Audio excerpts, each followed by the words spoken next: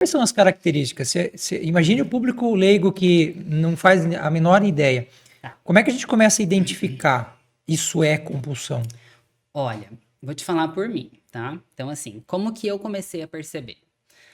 Primeiro ponto, eu comia sim em grande quantidade, mas era uma quantidade que a minha cabeça realmente considerava absurda. Quando eu falo absurdo, é assim. Eu vou dar exemplo. Eu, com muita vergonha como nutricionista, eu vou falar. Mas assim, de pegar umas 2 barras de chocolate, mais um pacote de pão de queijo, mais um pacote de cookies, sentar e comer tudo isso em 3 minutos. É possível? Se eu pensar hoje, eu acho assim, impossível que alguém faça isso. Uhum. Aquele bolo redondo, assim, ó, sabe aquele que você serve para a família inteira no domingo, que é desse tamanho, com furo no meio dessa altura, assim? Que tem cheirinho Que gostoso? tem cheirinho gostoso. Ave Maria. Então, de você pegar e deixar 1/4 dele só, sentar e comer, e você pensa, para onde que vai tudo isso? Não é possível que um estômago caiba realmente tudo aquilo ali. Então, assim, são esses pontos que você sabe que está desequilibrado aquilo ali, que você, em sã consciência, você não faria isso, não teria nem como você fazer isso. Por exemplo, você comeria 3 pedaços. Vamos falar então, eu comer 1/4 do bolo, não exagero. Eu comer 1/4 do bolo e falar assim, meu Deus, já não tô mais aguentando com o meu estômago. E você empurrar aquilo ali para cima, para cima de toda a comida que você já comeu. Outro ponto principal é quando você começa a querer esconder, se esconder, né? Então, Uhum. assim, eu gosto muito de sair tomar café com as minhas amigas. Adoro, adoro sair tomar café com minha mãe e tal. Quando eu tô no momento, quando eu estava, perdão, preciso resolver isso na minha Adorei isso. cabeça, ó.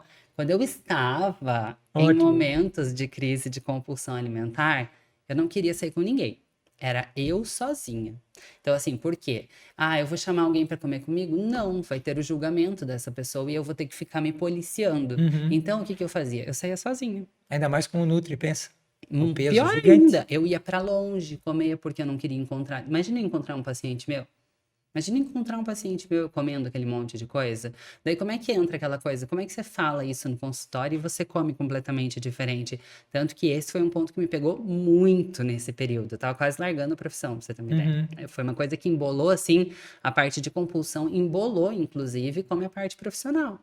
Por quê? Porque entrava um conflito muito grande na minha cabeça de eu tô lá comendo um absurdo e eu tô no consultório, o paciente tá me falando e eu tô ali. Mas por quê?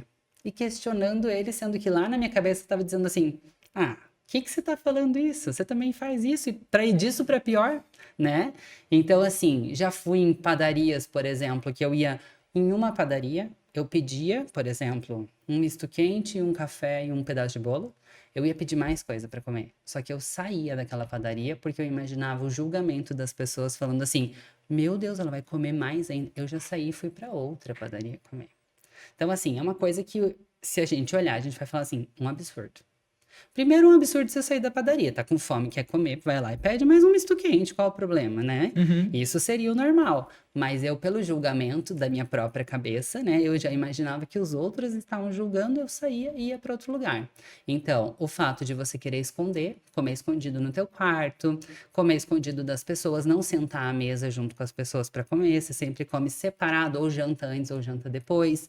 Pega aqueles montes de pacote de chocolate, tudo que você comeu, e você tenta jogar fora ou esconder o quanto antes. Parece que você quer esconder das pessoas, mas você está tentando esconder de você mesmo. Uhum. Parece mais ou Uhum. menos assim. Comi essa barra de chocolate, joguei o pacote no lixo, zerou. Zerou, parece que eu não fiz nada. Pronto, né? Então, assim, são sinais realmente que a gente precisa começar a prestar atenção. E principalmente a parte de repetição. Esse é um ponto que as pessoas não prestam muita atenção. Aí você vai tentar, vai poder me ajudar na parte da neurociência também. A parte de repetição no sentido assim, eu fui lá na cozinha, peguei uma colherinha de pasta de amendoim. Mas o que que eu fiz? Eu peguei essa colherinha de pasta de amendoim, fechei o pote, porque minha cabeça falou assim: chega, é só essa colherinha. Fechei, coloquei lá, fui lá para a sala comer. Levantei do sofá, fui lá, peguei mais uma colherinha, fechei o pote, voltei lá para a sala.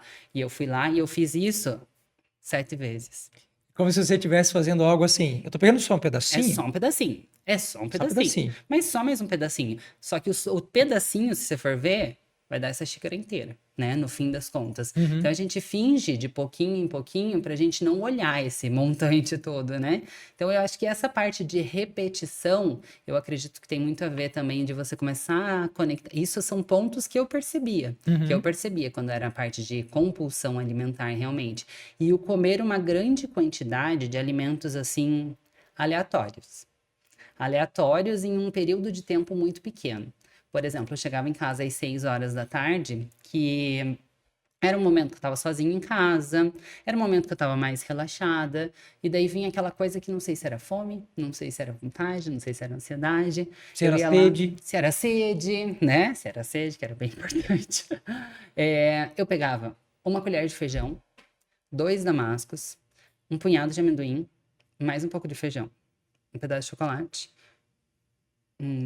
enfim, né? Então, assim, era coisa salgada, era coisa doce, era coisa azeda, Tudo junto. era tudo junto. Tudo junto e misturado. Tudo junto e literalmente bem misturado. No Aham. final das contas, ia ali, sei lá, 1.500, 2.000 calorias. De Fácil. assim, ó, de tiquinho em tiquinho, de uma coisinha, de outra coisinha, ia comendo, daí realmente vinha aquele peso, aquela coisa, sensação de barriga explodindo. Aí o peso na consciência também, sentava no chão da cozinha e começava a chorar. Daí as pessoas, a pergunta que as pessoas mais me fazem, mas você já foi gorda? Essa é a pergunta, assim, a clássica, Básico. né? Mas você já foi uma pessoa gorda? Não, eu nunca fui uma pessoa gorda. Tanto que meu peso máximo, acho que foi uns 5 a mais do que eu tenho agora. Mas o principal, o que que acontecia? Eu chegava de noite, comia tudo isso, sentava no chão da cozinha, chorava horrores, pesava a consciência, falava, amanhã cedo eu levanto e vou fazer exercício em jejum. Acordava no outro dia, vinha a outra compulsão, o exercício. Corria 10, 12 quilômetros em jejum. Então, eu estava o tempo inteiro judiando do meu corpo, Uhum. né? Então, eu Sempre nos tinha extremos. sempre nos extremos. Então, eu tinha compulsão pela comida e tinha daí a compulsão por exercício para equilibrar o lado da comida. Então, por isso que eu nunca fui uma pessoa gorda, porque os dois extremos, eles estavam ali. Uhum. Né? Uhum. Então, assim, tanto que eu cheguei no psiquiatra para falar que eu precisava de um tratamento para compulsão alimentar, ele olhou para mim e falou: Não Não, tô vendo? você não precisa. Aonde que você tem? É porque a referência que geralmente se tem é o compulsivo está muito acima do Muito peso. acima do peso, né? Então, assim, até me falaram essa parte de compulsão, assim, de que quando você não tá compulsivo por uma coisa, você tá compulsivo por outra.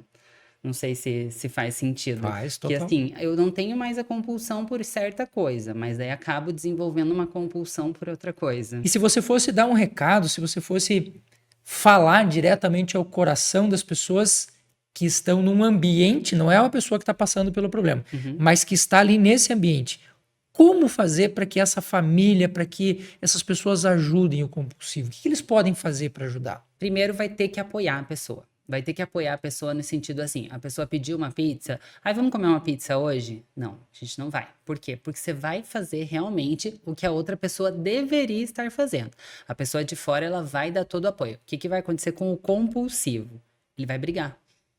E a pessoa vai ter que aceitar aquilo ali, ela vai ter que segurar. Por isso que eu falo que é muito sofrido.